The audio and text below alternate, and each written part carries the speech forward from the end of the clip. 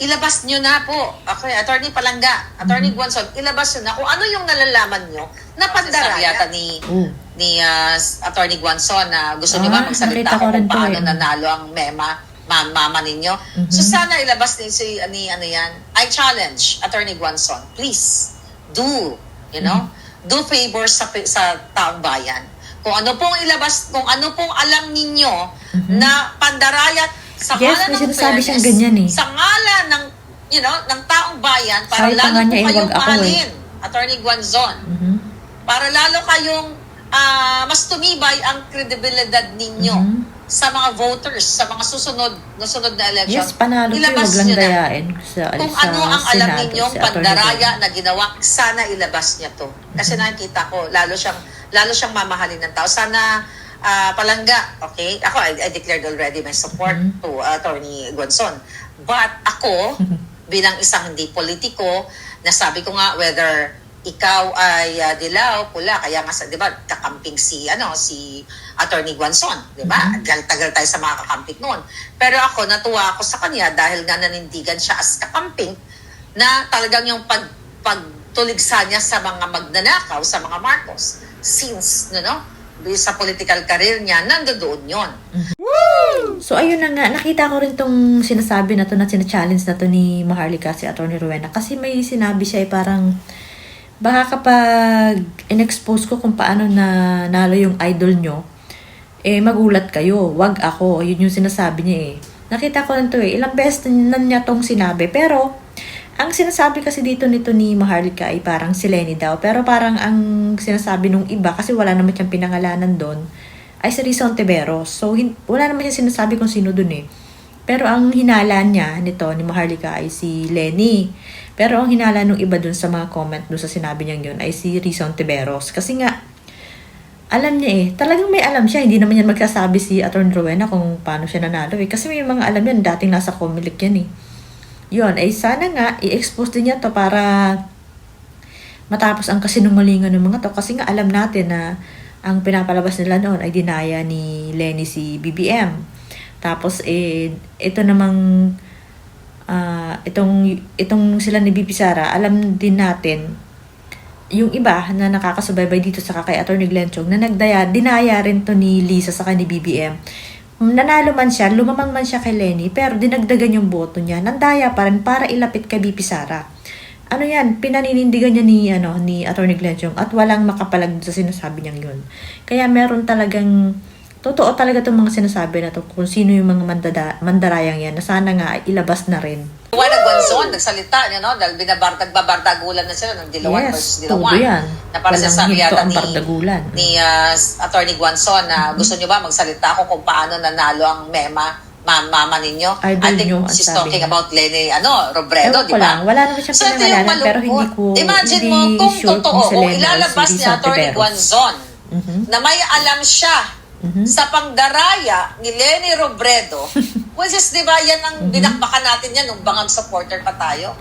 So, sana ilabas din yan. I challenge Attorney Guanzon, please. Wala nga siyang pinangalanan pero ang sabi ng iba si Risa do favor sa taong bayan. Kung ano pong ilabas, kung ano pong alam ninyo na pandaraya ni Leni Robredo, sa ngalan ng fairness, sa ngalan ng ng taong bayan, para lalo po kayong mahalin, Attorney Guanzon. Para lalo kayong mas tumibay ang kredibilidad ninyo sa mga voters, sa mga susunod na election, ilabas nyo na kung ano ang alam ninyong pandaraya na ginawa ni Leni Robredo noong 2016 election. Si Leni yun. Kung pero kahit siya sino pa yun, dapat malaman pa rin kung sino naniniwala tayo noon, nung tayo bangag supporter pa, na nandaya talaga si Leni. Whether nandaya siya at nanalo siya, o nandaya siya pero hindi siya nanalo, di ba? ang importante dito yung fairness. Bakit kailangan mandaya? Both sides, bangag. Kasi alam ko na ang bangag talaga, noong 2022, nandaya talaga sila dahil may testimonya si Attorney Glenn Chong. Kaya hindi tayo makakatakas sa kahirapan ng Pilipinas. Kasi lahat ngayon, super gusto natin kilatisin yung mga taong susuportahan natin sa 2028. But definitely, I would support Inday Sara. Yes, of Wala course. tayong kaduda-duda dyan. 1,000,000% yan, hindi yan magbabago. Pero dahil nga dito sa bagong statement ni Attorney Guanzon na may alam siya Yes. na pandaraya na ginawa ni Lenny. Sana ilabas niya to. Kasi nakikita ko, lalo siyang mamahalin ng tao. Sana palangga, okay? Ako, I declared already my support to Attorney Guanzon. Dapat naman But talaga supportahan yan. Sa kapanahan bilang yan, huwag isang lang di talaga politiko, gayain. nasabi ko nga whether ikaw ay dilaw, pula, kaya nga di ba, kakamping si Attorney Guanzon, di ba? Tagal tayo sa mga kakamping noon.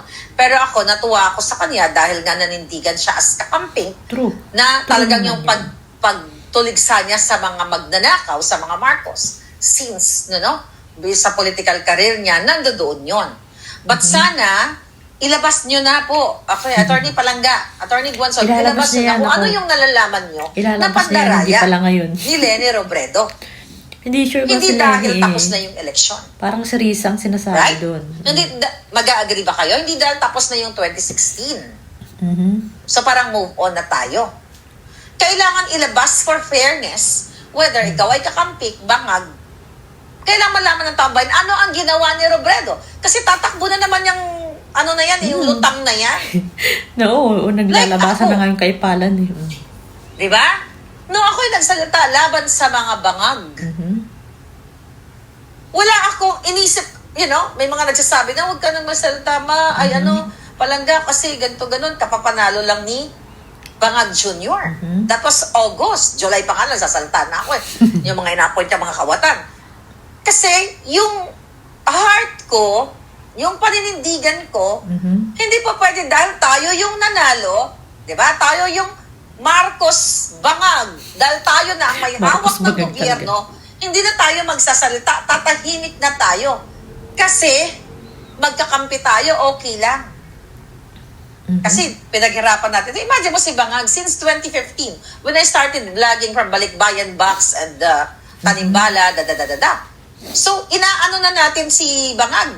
Ako, talagang iniisip ko na, baka na hindi na magbabagoy ng Pilipinas, isosoli nila kung ano man yung mga ninakaw nila. Nagkamali ako doon, big time. Even Sara, nagkamali big time.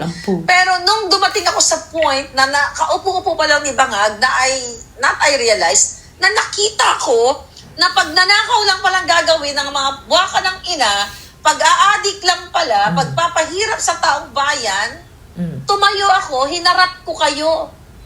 At sinabi ko sa inyo, sorry, nagkamali tayo, nagkamali ako. Sorry kung pinromote ko si Bangag, nabudol tayo. Yes, nabudol tayo. Big time talaga.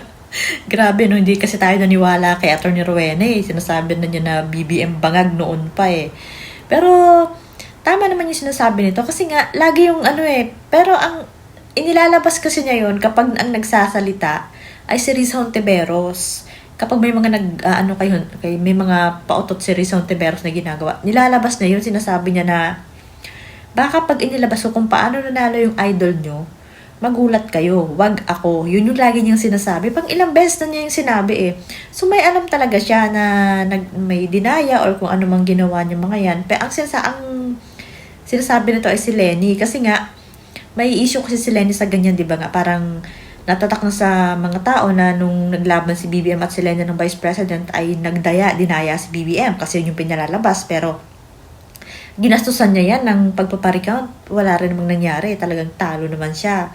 Tapos ngayon nga, ang totoo talagang dayaan din. Itong kay BBM, nung naging presidente siya, nanalo nga siya. Kung lamang man siya kay Lenny, pero hindi ganun kadami yung boto niya. Ang sabi ni Atty. Glenchong, inilapit yung boto kay BP Sara kasi nakakahiya nga naman na ganun kadami yung boto ni BP Sara tapos siya ay kalahati lang, di ba? Kasi hindi naman talaga ganun kadami yung boto dyan kay BBM. Sa totoo lang. Tapos ito nga, yung si Risa Hontiveros kasi, kahit sila Manong J, sinasabi yan na parang may may kontak ka lang sa Comelec, kaya ka nanalo. Parang may mga ganyan kasing issue din si Risa Hontiveros pa. Kasi nga dati, hindi naman siya nanalo at saka kahulihan siya dati nung siya.